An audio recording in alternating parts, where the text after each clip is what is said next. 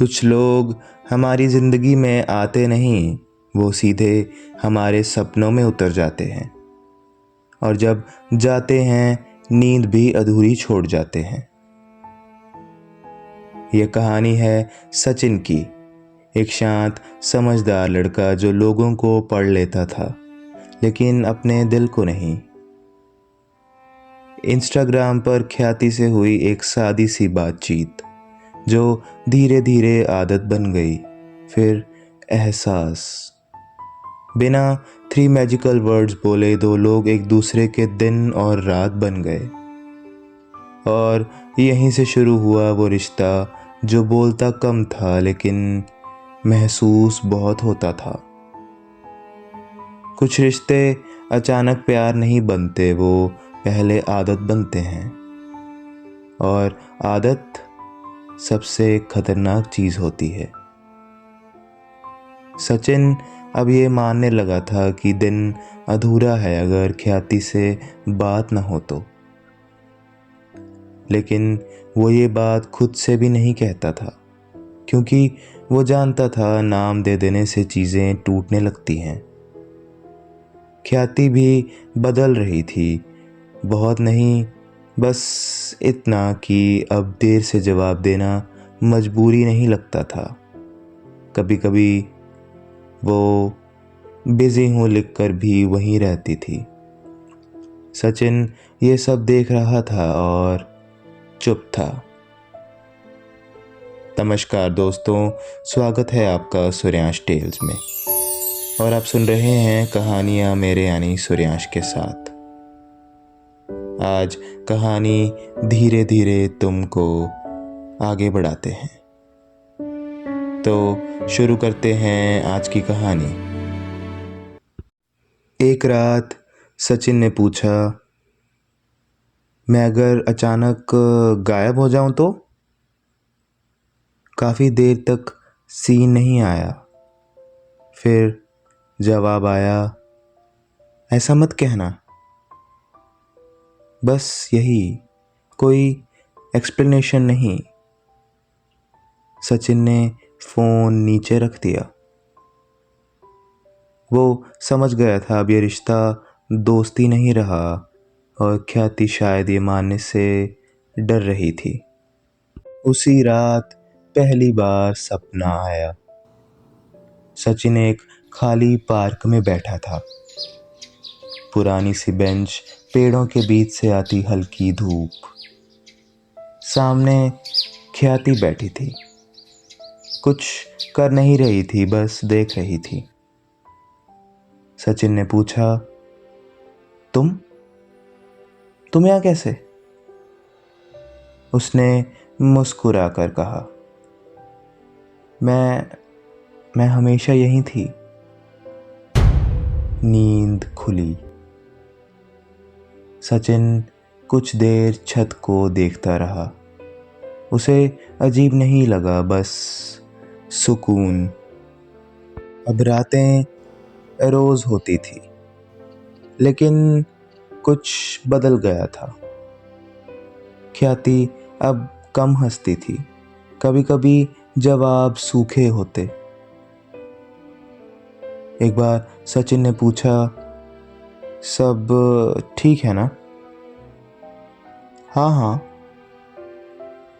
वो जानता था ये हाँ पूरा नहीं है, लेकिन उसने दबाव नहीं डाला क्योंकि वो चाहता था कि ख्याति खुद बोले।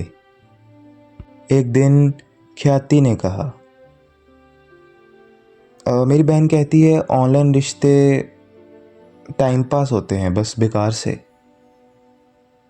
सचिन ने तुरंत जवाब नहीं दिया, फिर लिखा, वो गलत नहीं है।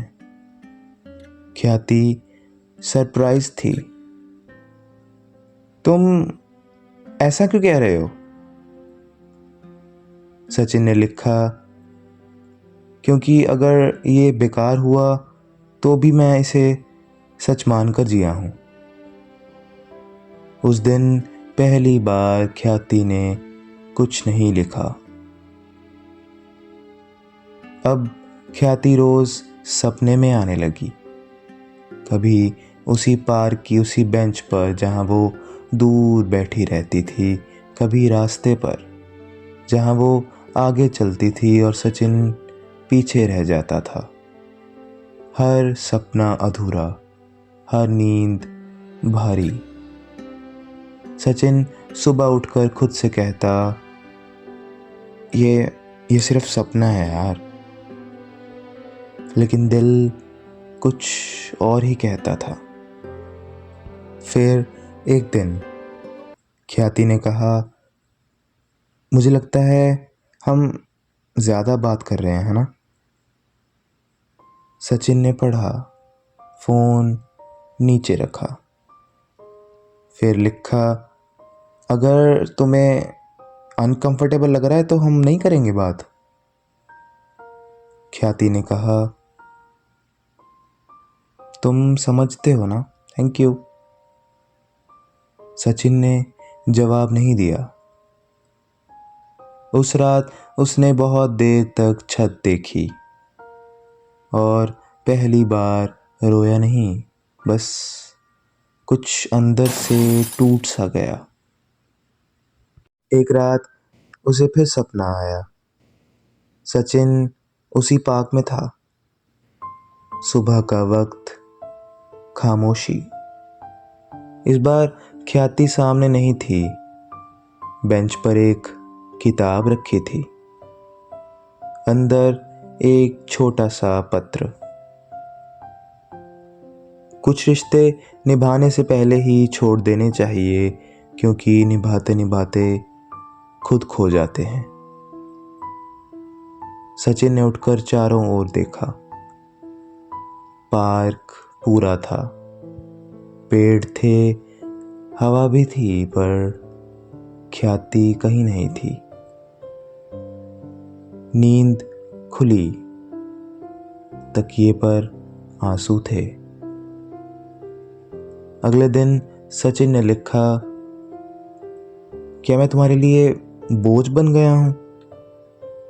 बहुत देर बाद जवाब आया, नहीं, बस मैं तैयार नहीं हूं। सचिन ने लिखा, मैंने कभी कहा भी नहीं कि तुम तैयार हो। ख्याति ने सीन किया, फिर कोई जवाब नहीं। वही आखिरी मैसेज था। ख्याति चली गई। कोई ड्रामा नहीं, कोई गुड बाय नहीं, बस ऑफलाइन। सचिन आज भी कभी कभी उस पार्क में जाता है। वही बेंच, वही रास्ते, वही हवा। कभी कभी उसे लगता है कोई पास बैठा है। वो देखता है, कोई नहीं। कुछ लोग हमारी ज़िंदगी में आते हैं, साथ रहने के लिए नहीं, बल्कि हमें ये सिखाने के लिए कि सपने भी किसी से प्यार कर सकते हैं। ख्याति अब सचिन की ज़िंदगी में नहीं है, लेकिन हर रात जब वो सोता है, वो उसे सपने में मिलने आती है। बिल्कुल वैसी ही, शांत, ज़्यादा बोलने वाली और अधूरी।